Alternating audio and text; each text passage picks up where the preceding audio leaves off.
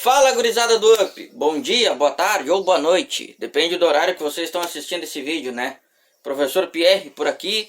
E eu tô aqui postando esse vídeo para vocês em função daquela aula de sexta-feira passada que eu fiquei sem internet, tá?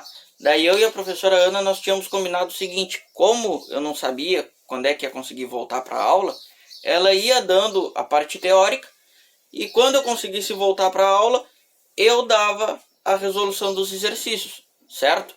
Só que infelizmente eu não consegui voltar. Então eu tô gravando esse vídeo para vocês terem a resolução dos exercícios daquela aula passada, certo?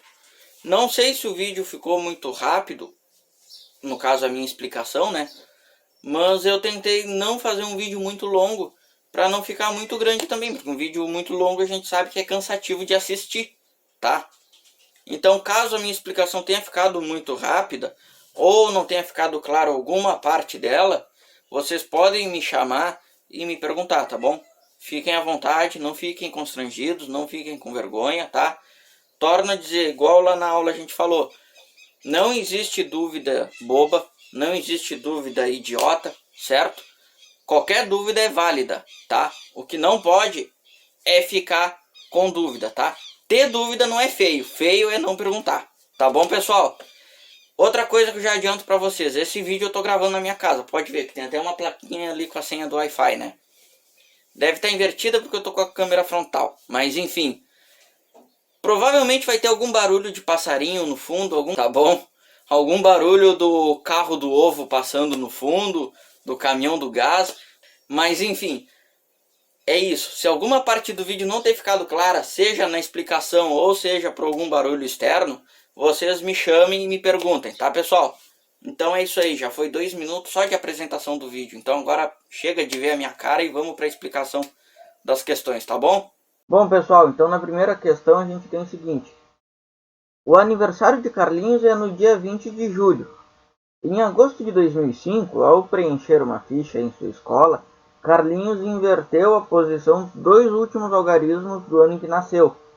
A professora recebeu a ficha e disse: Carlinhos, por favor, corrija o ano de seu nascimento, senão as pessoas vão pensar que você tem 56 anos. Qual era a idade de Carlinhos em agosto de 2005? Bom, então vamos pensar o seguinte, pessoal, olha só. Para tu saber que ano o Carlinhos teria supostamente nascido para ter 56 anos, precisa fazer 2005 menos 56, tá? Então a gente vê que ele teria nascido em 1949, tá? Aqui, ó. Tá bom? Agora, como é que a gente descobre a idade dele? A gente sabe, no começo do exercício, que ele inverteu os dois últimos algarismos. Então, na verdade, ele nasceu em 1994. Fazendo 2005 menos 1994, a gente percebe que ele teria, na verdade, 11 anos de idade. Beleza? Mas é um sem vergonha esse Carlinhos, né? Mentindo a idade. Beleza, pessoal? Então vamos para o próximo exercício. Nas últimas eleições, 3 partidos políticos tiveram direito, por dia, a 90 segundos, 108 segundos e 144 segundos de tempo gratuito de propaganda na televisão. Nas últimas eleições, 3 partidos políticos tiveram direito, por dia, a 90 segundos, 108 segundos e 144 segundos de tempo gratuito de propaganda na televisão, com diferentes números de aparições. O tempo de cada aparição para todos os partidos foi sempre o mesmo e o maior possível. Então agora a gente quer saber a soma do número das aparições diárias dos partidos na TV, certo? Então olha só, nessa questão a gente precisa perceber o seguinte: ela fala de tempo. Então, está falando de tempo comum para todos, a gente pode pensar que vai ser MMC ou talvez MDC, né? Aí olha o que te diz aqui, ó. Pode nos remeter a MMC, tá? Beleza. Mas mais do que isso, o enunciado ainda fala que o tempo foi sempre o mesmo e o maior possível, tá? Então, quando te fala em maior possível, qual é a definição? É de MMC ou de MDC? é MDC, porque é o máximo divisor comum, tá? Então, quando o enunciado falar algo desse tipo, tu já vai direto para o MDC, beleza? Então, calculando o MDC de 90, 108 e 144, a gente chega em 18, tá? Só que olha só, esses 18 segundos aí, ele é o tempo de cada aparição, tá? Mas o enunciado te pede a soma do número de aparições diárias desses partidos. Então a gente precisa pegar cada tempo daqueles ali, que é o 90, o 108 e o 144, e dividir por 18, que vai dar o número de aparições diárias. Quantas vezes apareceu por dia? Quantas aparições de 18 segundos tiveram? Entendeu? Então 90 dividido por 18 dá 5, 108 por 18 dá 6, 144 por 18 dá 8, beleza? Então, fazendo a soma, a gente tem que 19 é a soma das aparições diárias dos três partidos, tá bom? Agora esse aqui, pessoal. José possui um supermercado e pretende organizar de 100 a 150 detergentes de três marcas distintas na prateleira de produtos de limpeza, agrupando-os de 12 em 12, de 15 em 15 ou de 20 em 20, tá? Mas sempre restando um. Quantos detergentes José tem em seu supermercado? Então, olha só. Tu quer agrupar eles de 12 em 12, de 15 em 15 ou de 20 em 20. Então, tu está falando em múltiplos de 12, de 15 e de 20, tá? Então, logo a gente vai primeiro calcular o MMC entre 12, 15 e 20, tá? Então, o MMC entre 12, 15 e 20 é 60, beleza? Então, agora olha só, tu calculou o MMC entre esses três valores, deu 60, tá? Só que tu quer organizar de 100 a 150 detergentes. 60 é menor que esses valores. Então vamos analisar os múltiplos de 60, tá? Então, porque os múltiplos de 60, consequentemente, vão ser também múltiplos de 12, 15 e 20, porque o 60 é múltiplo deles, tá? Então, a gente faz 60 vezes 0, que vai dar 0, 60 vezes 1, que é 60, 60 vezes 2, que é 120, 60 vezes 3, que é 180, 60 vezes 4, que é 240, tá?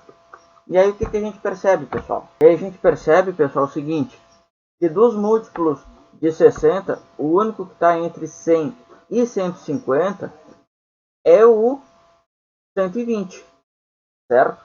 Então olha aqui, 120. Como a gente sabe que sempre sobra um detergente, então a gente acrescenta esse 1 no final. Então o José tem 121 detergentes, beleza? Uma outra maneira de fazer o cálculo é o seguinte: a gente distribuir os múltiplos, listar os múltiplos de 12, 15 e 20, tá? E analisar qual é o múltiplo que está entre 100 e 150, que é o 120, beleza? Então a gente conclui de novo que José tem 121 detergentes.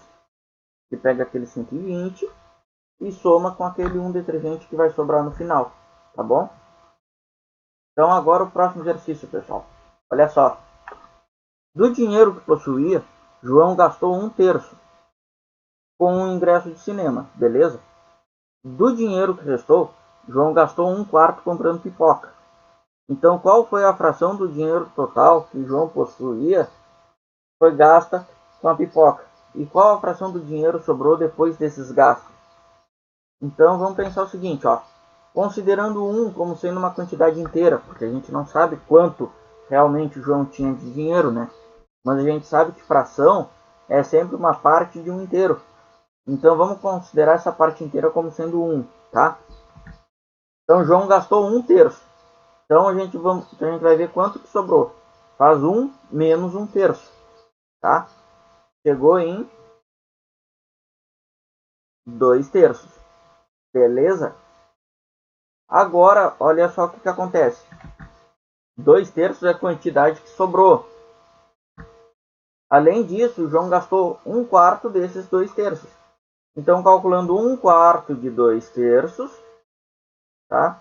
ou seja, 1/4 vezes 2/3, a gente chega a 1/6, beleza? Então agora basta diminuir o que ele tinha, que é aquele 1 inteiro, da soma do que João gastou. Então, 1 menos a soma do que ele gastou, que é 1/3 mais 1/6. Então, 1/3 mais 1/6 vai dar 3/6, tá bom? Estou fazendo o MMC aqui de 3 e 6, tu tem que é 6, né? 6 dividido por 3 dá 2, vezes 1, 2. 6 dividido por 6, 1, vezes 1, 1, tá? Então, 1 menos 3/6, tu chega em 1/2, beleza? Então, foi gasto 1/6 do dinheiro total e sobrou 1/2 depois de gasto. Agora, olha só essa questão, pessoal. Olha que interessante. O polímero de PET, tá? É um dos plásticos mais reciclados em todo o mundo, devido à sua extensa gama de aplicações.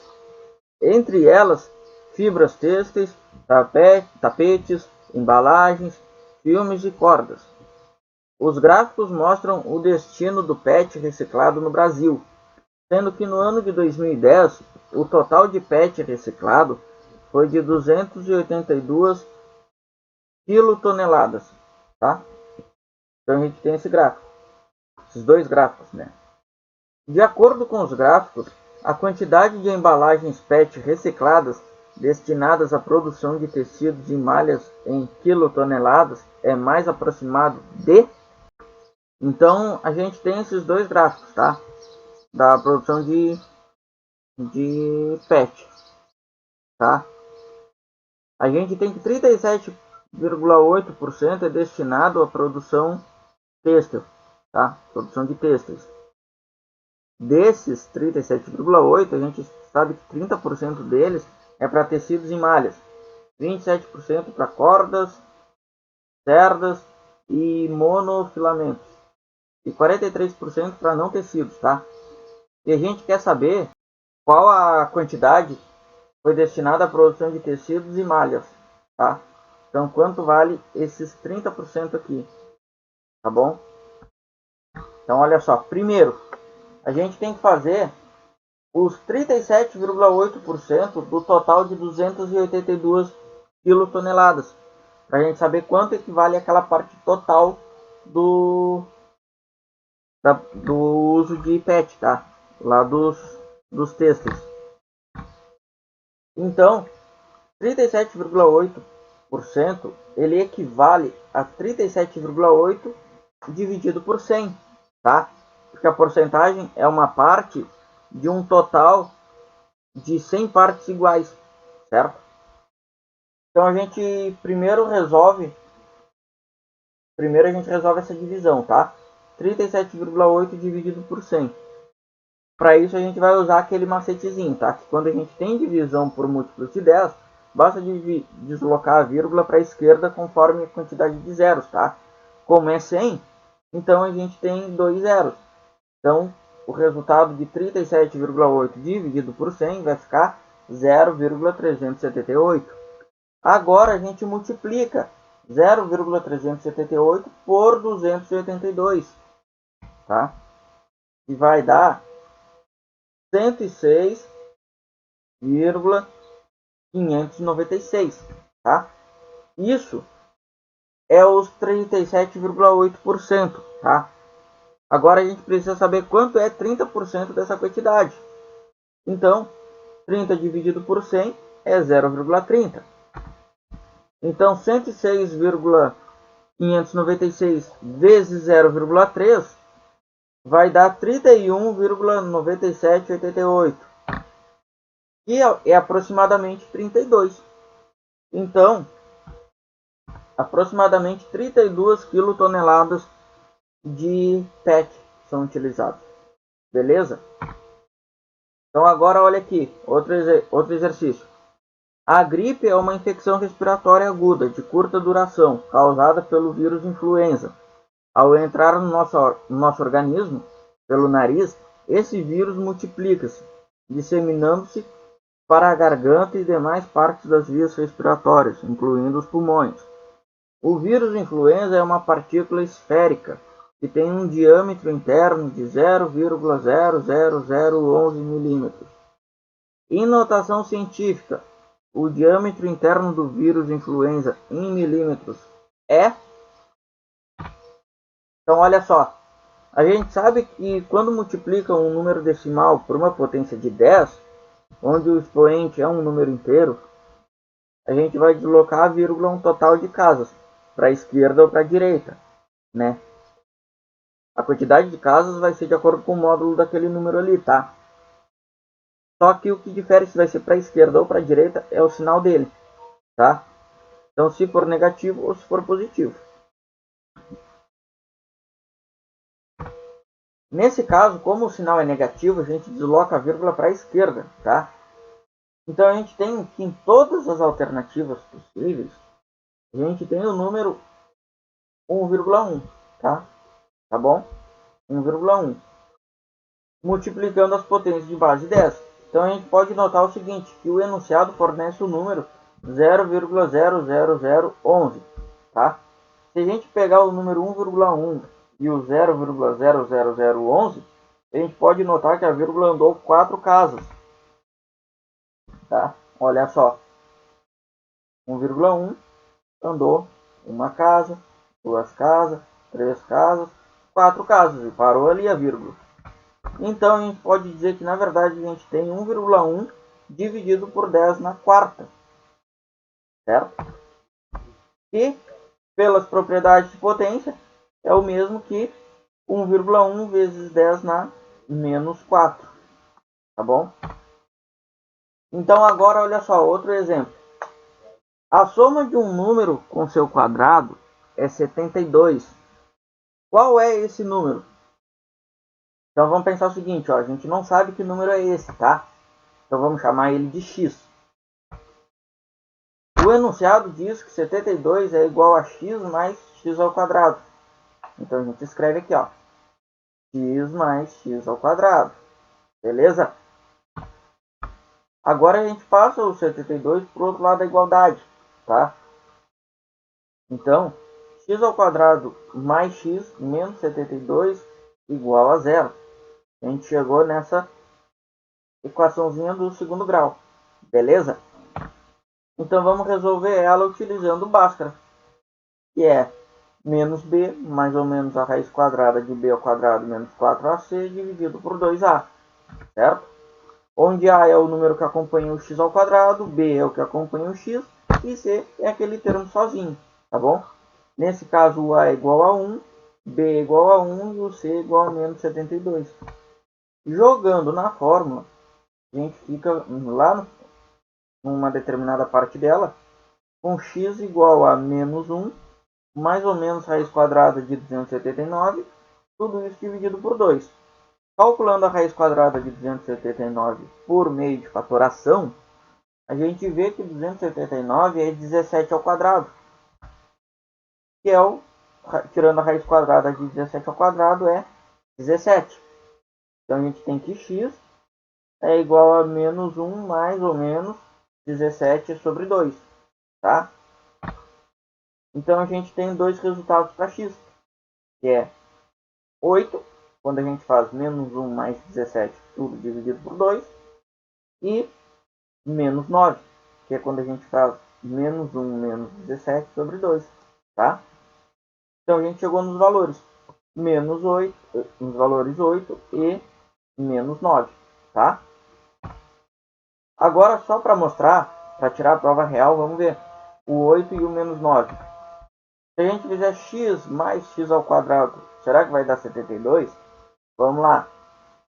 8 mais 8 ao quadrado vai dar 8 mais 64, que é 72, tá? Se a gente fizer com menos 9 agora, tu vai ter menos 9 mais o menos 9 ao quadrado, tá? Então, menos 9 mais 81 é igual a 72 também, tá bom? Ali, vamos botar em vermelho também, para ficar bonitinho, né?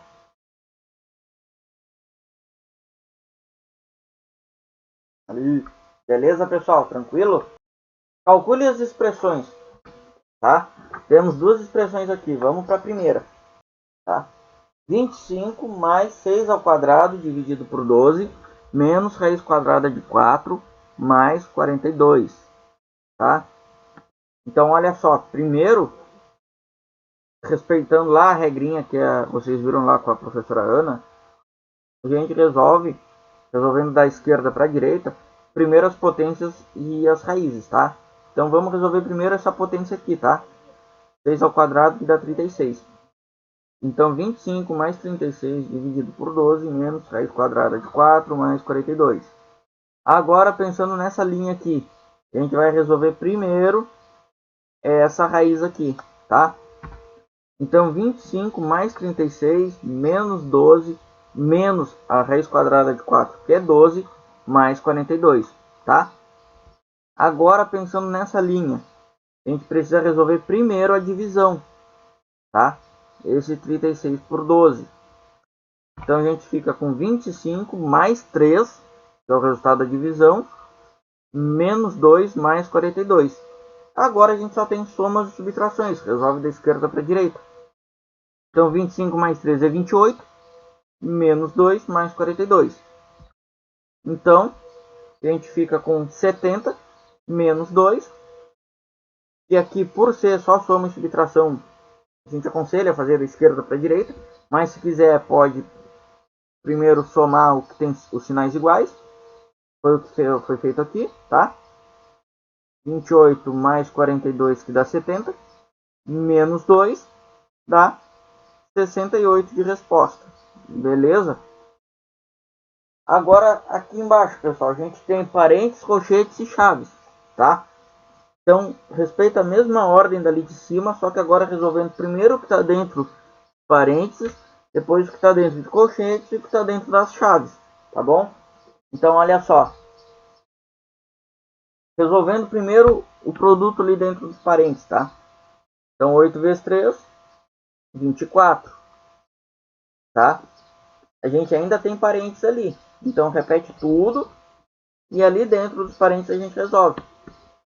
24 dividido por 6 dá 4. Então a gente fica com 2 vezes, abre chaves, 3 mais, abre colchetes, 5 mais 4, que multiplica 4, que é o resultado da divisão, tá? Agora vamos resolver tudo que está dentro dos colchetes. 4 vezes 4 dá 16. Então a gente fica com 2 vezes, abre chaves, 3 mais, abre colchetes, 5 mais 16. Fecha colchetes e fecha chaves, né? Ali no comecinho também eu não falei, mas tá escrito. Então, agora a gente faz 5 mais 16. Então, a gente fica com 2 que multiplica 3 mais 21, tá? Agora, bom, só resolver as chaves e resolver o que resta. 2 vezes 24 que dá 48, tá bom? Aqui o resultado, tá? Então, olha só, agora outro exercício. 70 funcionários produzem 400 bolsas por hora. Quantos funcionários serão necessários para produzir 1.600 bolsas? Então a gente primeiro escreve que 70 funcionários está para 400 bolsas. Assim como X funcionários está para 1.600 bolsas, tá? O número de funcionários necessários para a nova produção de sapatos é desconhecido. E por isso que a gente está chamando de X. Então 70 está para 400. Assim como X está para 1.600. Tá? Fazendo aquela multiplicaçãozinha dos extremos, né? 70 vezes 1.600 e 400 vezes x, a gente fica com isso aqui. 400x igual a 112.000, tá? Fazendo 112.000 dividido por 400, a gente fica com x igual a 280, tá bom? Então, 280 funcionários para a confecção de 1.600 bolsas. É o que a gente precisa. Agora a comparação entre frações, pessoal. Existem 4 situações, tá? A equivalência entre frações. A equivalência entre frações nada mais é do que a possibilidade da gente representar uma mesma quantidade em frações diferentes. Para encontrar a fração ou as frações equivalentes a uma determinada fração, basta a gente dividir ou multiplicar o numerador e o denominador ao mesmo tempo por um mesmo número que seja diferente de zero, tá? Que é no caso encontrar a fração equivalente, que a gente chama. Então vamos encontrar a fração equivalente para 2 terços e 18 sobre 20.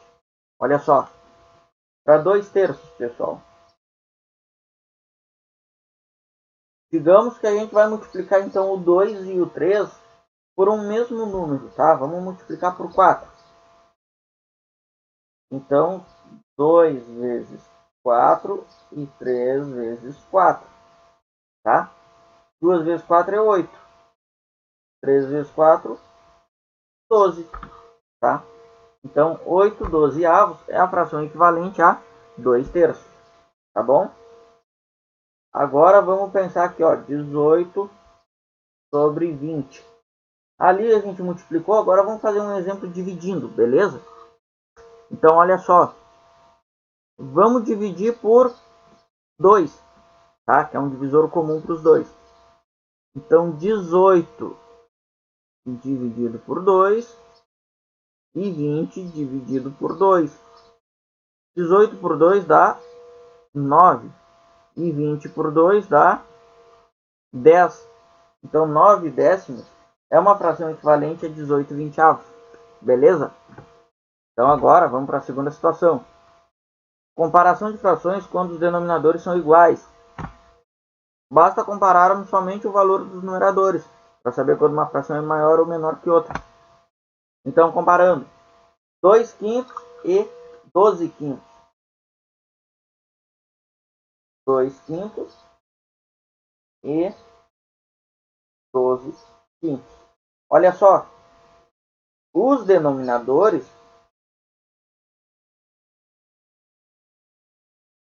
são iguais, né? Então a gente analisa os numeradores. Tu sabe que 2 é menor que 12, correto? Então a gente conclui que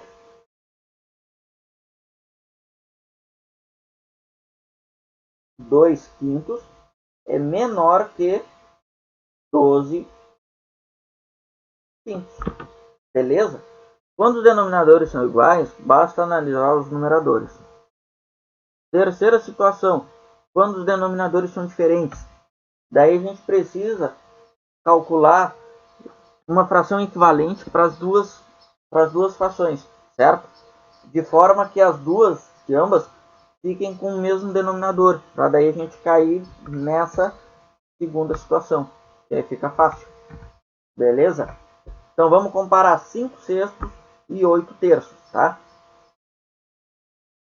5 sextos e 8 terços, tá bom?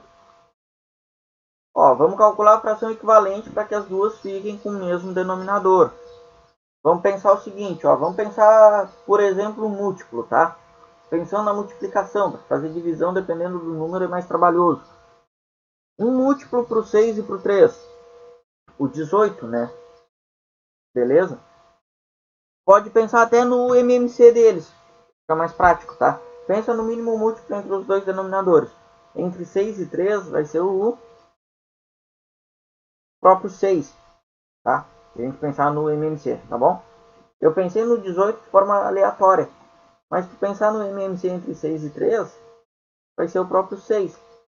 Então, aqui, nessa primeira, para o MMC ficar 6, pode simplesmente conservar ela, né? Porque vai estar multiplicando por 1. Tá? Então, 5 sextos. Só que essa aqui, tu vai multiplicar por 2, né? Então, 8 vezes 2 e 3 vezes 2, tá? 8 vezes 2 é 6 e 3 vezes 2, 8 vezes 2 é 16, tá? E 3 vezes 2, 6, tá bom? Então, olha só, a gente tem o mesmo denominador, que é 6, tá? Agora, o que tu faz? Tu analisa os numeradores, né? 5 é menor que 16. Então, tu tem que 5 sextos é menor que 16 sextos, tá? Analisando aqui pelas equivalentes. O que conclui, então, olhando aqui para as frações originais, que 5 sextos é menor que 8 terços. Tá bom, pessoal? Agora a quarta situação, a igualdade de frações. O que tu precisa saber para duas frações serem iguais, tá? Para essa igualdade ser verdadeira? Tu multiplica os extremos delas, aquela multiplicação cruzada que a gente chama. Se obter o mesmo valor dos dois lados da igualdade, tá correto. As frações são iguais, tá? Então vamos verificar se as frações 45/60 e 3/4 são iguais. Então olha só, tu faz 45/60 igual a 3/4. E agora faz a multiplicação dos extremos. Então 45 vezes 4 igual a 60 vezes 3. 45 vezes 4 dá 180, que é igual a 60 vezes 3, que também é 180. Então a gente viu que essa igualdade é verdadeira, né? 180 é igual a 180, não é diferente. Então, beleza. 45/60 é igual a 3/4. Tá bom, pessoal? E agora, 5 sextos é igual a 4 meios? Vamos lá. 5 sextos igual a 4 meios. Então, a gente faz 5 vezes 2 igual a 6 vezes 4. 5 vezes 2 é 10. Será que é igual a isso aqui? Vamos ver. 6 vezes 4 é 24. 10 não é igual a 24. Então, 5 sextos e 4 meios não são iguais. Tá? Então, falso. 5 sextos é diferente de 4 meios. Tá? Tá bom, pessoal? Beleza? Então, é isso aí. Assim, ó. Assim, ó. Dessa lista de exercícios era isso que eu tinha para fazer com vocês, tá? E foi o que eu não consegui fazer naquela aula que eu tive problema de internet. Então, qualquer dúvida que vocês tiverem, que tenha ficado com relação a essa resolução, porque durante o vídeo não tem como vocês pararem e me perguntarem, né? Eu estou gravando aqui sozinho. Vocês podem entrar em contato que eu ajudo com todo prazer. Beleza? Não sei se a explicação ficou muito rápida ou não. É que eu tentei fazer um vídeo que não ficasse muito longo para vocês, tá? Mas qualquer coisa podem perguntar, tá bom? Um abraço e bons estudos.